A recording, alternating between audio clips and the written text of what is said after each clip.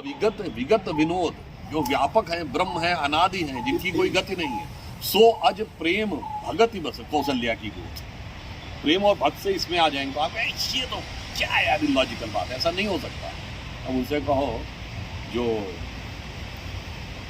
जो split pattern की theory है इलेक्ट्रॉन की, वो क्या बता रही है? जब ऑब्जर्व करते हो तो उसकी पोजीशन बदल जाती है। फिजिक्स की डेप्थ में जाइए तो आपको ऑब्जर्व करते हुए पोजीशन बदलती हुई नजर आएगी। और ये आप अपने माइंड में ला कैसे सकते हैं? अपना पर्सनल एग्जाम्पल है। मैं 11th क्लास में पढ़ता था, तो जिन लोगों ने फिजिक्स केमिस्ट्री पढ़ी होगी तो उसमें एटॉमिक स्ट्रक्चर आता है।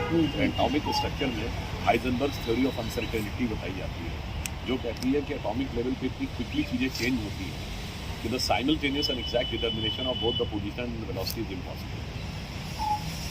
इसको आप थोड़ा दूसरे ढंग से समझिए। एक कार खड़ी हुई है, इसकी पिक्चर बिल्कुल क्लियर दिखती है, और वही कार 120 किलोमीटर की स्पीड से जा रही है, और आप उसकी स्पीड जब देखते हैं कैमरे में तो फिक्स ना दिख के एक पैटर्न ऐसा दिखता है, हेजी सी पिक्चर। जब हेजी पिक्चर है तो उसकी स्पीड बताती है, और जैसे ही वो क्लियर पिक्चर आ जाएगी तो पोजीशन डिटरमिन हो गई, स्पीड गायब हो गई। हेजी पिक्चर में स्पीड डिटरमिन हो गई, पोजीशन गायब हो गई। तो simultaneous and exact determination of both the position and the velocity is impossible. अब ये मैंने पढ़ा, फिर क्या हुआ कि मेरे मन में एकदम से थॉट आया हिंदी में, मतलब एकदम से आप फिजिक्स से निकल के हिंदी में आ गए। तो बिहारी बड़े फेमस कवि हुए बिहारी लाल, जो ग्वालियर के थे, तो उन्होंने एक दोहा लिखा है कि जगत जनायो जी सकल तो हरि जान्यो ना, जिन आँखें सब देखी आँख न देखी जाए। यानी संपूर्ण जगत का ज्ञान जिस ईश्वर ने कराया उसे आप कभी जिंदगी में जान नहीं पाते। जैसे आँखों के द्वारा आप संपूर्ण संसार को देखते हो, अपनी जिंदगी में कभी अपनी आँख नहीं देखते। कोई व्यक्ति अपनी जिंदगी में अपनी आँख नहीं देखता, आँख का प्रतिबिंब देख सकता है, उसी प्रकार ईश्वर का प्रतिबिंब देख सकते हो, ईश्वर को नहीं देख सकते। अब मैंने कहा it means the simultaneous and exact realisation of the apparatus in the scenario is impossible।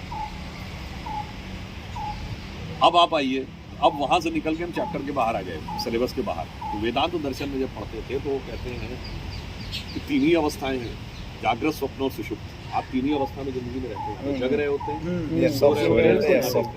बिल्कुल, जिस समय आप सपने में देख रहे होते हैं उस समय आपको सपना सच लग रहा होता है। अगर सपने में आपने देखा शेर ने पकड़ दिया है तो आपको लगा मर ही गए जी। जैसे ही आँख खुली तो आपको लगा ना वहाँ शेर था, ना जंगल था, ना कुछ भी नहीं था, आप ही की चेतना उस रूप में। इसका मतलब the simultaneous and exact realisation of the, अरे सुनो बुझवाइए, simultaneous and exact realisation of dream and the world is impossible. ठीक, अब थोड़ा और एब्स्ट्रैक्ट लाएंगे। संसार में दो प्रकार के लोग देखेंगे, एक जो एब्सोल्यूट वो है मटेरियलिस्टिक, कहाँ है भगवान, दिखाओ कहीं कुछ नहीं होता, बकवास जी।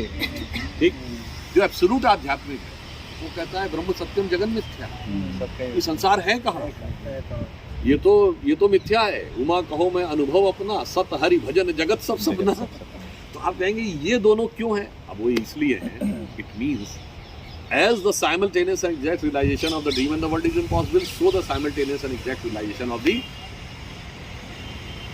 God and the world is impossible। अब आप कहेंगे ये एकदम एक्सट्रीम पे गया, जहाँ पे हाइजेनबर्ग अनसर्टेनिटी थ्योरी जाके सेटल होती है। और अब आ जाइए हाइजेनबर्ग से कबीर के दोहे पे, हम फिर आ गए हिंदी के चैप्टर में। क्या कहता है? जब मैं था तब हरि नहीं, अब हरि है मैं नहीं, सब अंधियारा मिट गया जब दीपक देखा मैं। आपने सारी चीजें पढ़ी होंगी पर कभी इसको इस ढंग से कनेक्ट नहीं किया होगा। तो अब मैं कह रहा हूँ जो इन्होंने बात कही 400 पार की गोल करेंगे, इसलिए हमें टारगेट 50% क्रॉस होने का vote, which will symbolise the true democracy.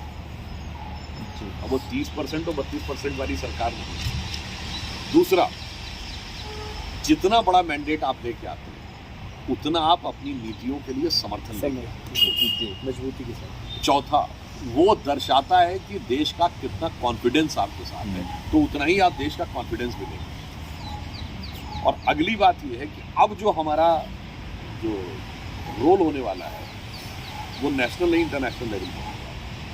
Now India is all set to play a very significant role in economic development, in diplomatic aspect and in scientific aspect. और एक और बात आपको बता दें, एक और हमारे दिमाग में ब्लॉक होता है, साहब ये तो पुरानी बातें कह दी, वर्तमान साइंस से क्या कनेक्शन है। तो अगर आप देखें तो अगर आप लोगों ने ये देखा हो कि सीवी रमन वाला मामला तो खैर अलग छोड़ दीजिए, तो एक अलग चीज़ थी कि वो तो first non white non European to get the Nobel prize. आप लोगों ने अमल कुमार राय चौधरी का नाम सुना है?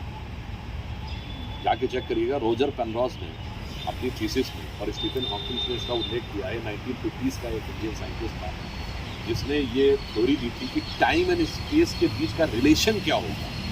ये अमल कुमार राय चौधरी ने 1950 के आसपास। जेसी बोस ने पहले इलेक्ट्रिसिटी इन्वेंट कर ली थी। अब 2012 में, मतलब पिछली सरकार के समय में किसी ने इसको चेरिश ही नहीं किया। International institute of electric and electronic engineers ने IEEE ने इसको रिकग्नाइज कर लिया था कि he should be given the equal credit, patent नहीं कराया। आगे अब आप आइए, ये मेघनाथ